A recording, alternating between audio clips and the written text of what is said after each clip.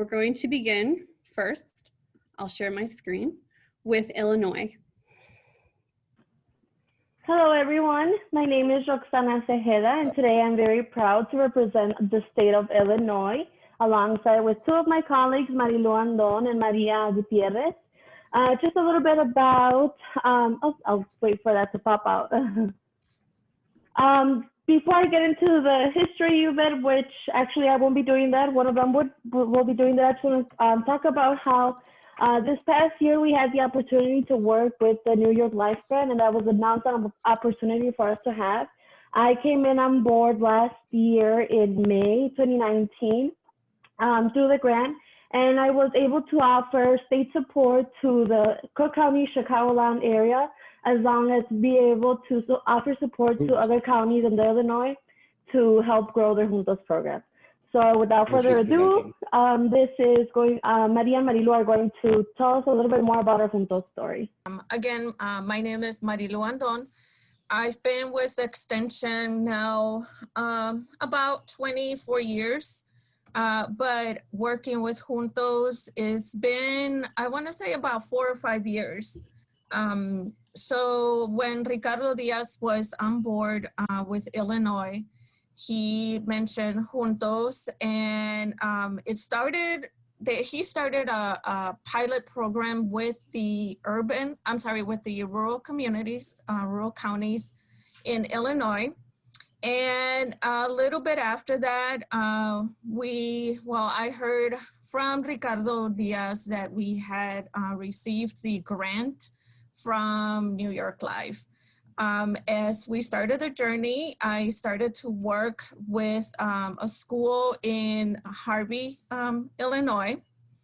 And we had some issues with that school because Juntos is targeted to Latino audience, and the school decided that that was not going to be the way they wanted it to be for African-American students and Latino students. Regardless, I was able to work with the teacher from the school because she believed in the program, and we were able to start at Keller Middle School. Next slide. Next slide. There you go. So we started to have the 4-H leadership club. So we would meet every Tuesday. I started the family engagement sessions with the families, and I was able to work with a set of parents that were very enthusiastic about the program. And we created partnerships with a community center around the area because we were not allowed to be at the school. We were not really supposed to even mention Juntos at all. So we were still having the Juntos family engagement sessions in a different building, but still being able to engage families and students. Again, like Roxana or Roxy just mentioned, she came on board in May of 2018, and Maria came in on March of 2019. And with that, I turn it over to Maria. Next slide.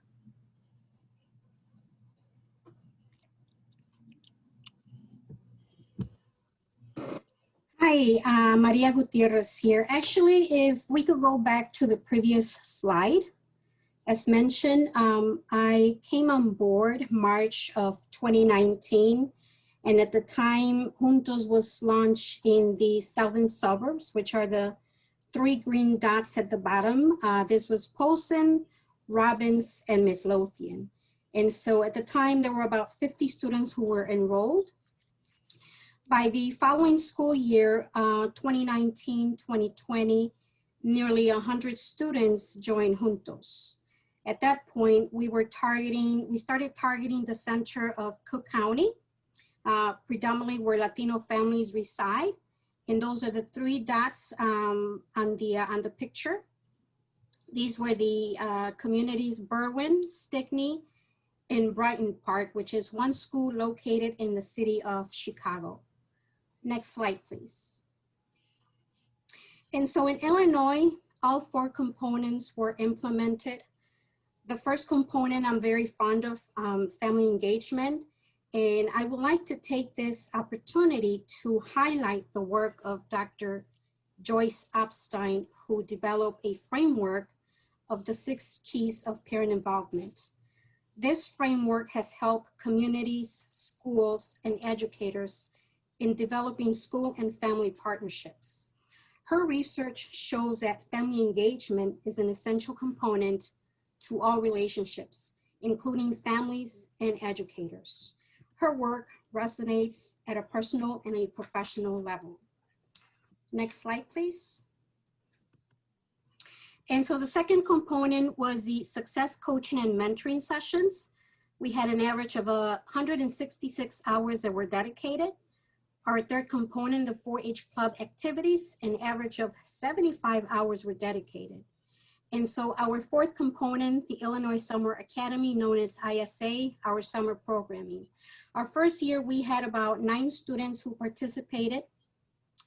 In our second year, we had nearly 30 students who had registered. And of course, the pandemic hit us. And so on this slide where we are right now, I would like for all of you to carefully look at the first picture, the large one. A picture is worth 1,000 words. This reflects the power of family, school, and community partnerships. The need to building, also intensifying those partnerships. And as Diana has mentioned several times, we all have to start thinking about sustainability as we move forward. Some of our challenges and victories with all 4 components, I'll be discussing those briefly. But again, in building these partnerships, we need to identify the barriers, and then we must create solutions to improve family engagement. A common challenge across all 3 schools that we face was related to time constraints. This issue was immediately addressed with our school administrators, and we worked together in finding a solution. Fortunately, we made slight adjustments, allowing us to move forward.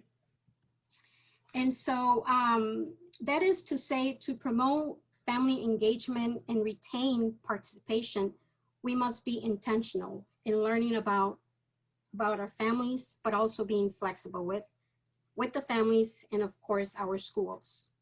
And so as we continue with e-learning, this year I have developed an e-module platform to continue hosting the family engagement sessions for our parents and our students. Taking advantage of the technology, I will be facilitating English sessions on a particular day of the week, and then the Spanish sessions will be on a separate day of the week. So all the family engagement sessions will be bilingual. Another activity that I added this year are the virtual chats, which is more of an open door that I have scheduled for all of our parents to check in on Fridays at 5 o'clock. And so this opens up the door for parents and youth to ask, any questions related to the program or future activities, or just to simply have a conversation. And the fourth activity are the pre-recorded sessions that I will be having available for some of our families who might not be able to attend one of the sessions. A major challenge, and I'm sure that we all can relate to, was the digital transformation initiated by the pandemic back in March. However, I'm very proud of the smooth transition that I provided to not only my students, but the families as well. Late fall and winter of 2019, I actually started to introduce my students exploring Hangouts, which now is it's known as Meets. And so adapting to the Zoom world was not much of a challenge for many of my students. So having the technology background, my advice to the students and the parents since day one of the family engagement sessions a couple of years ago was to simply embrace technology so that we don't extinct ourselves.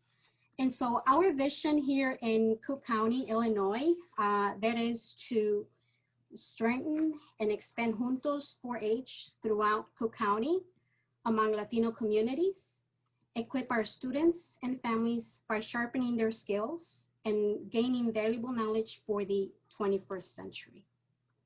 And that is all. Thank you.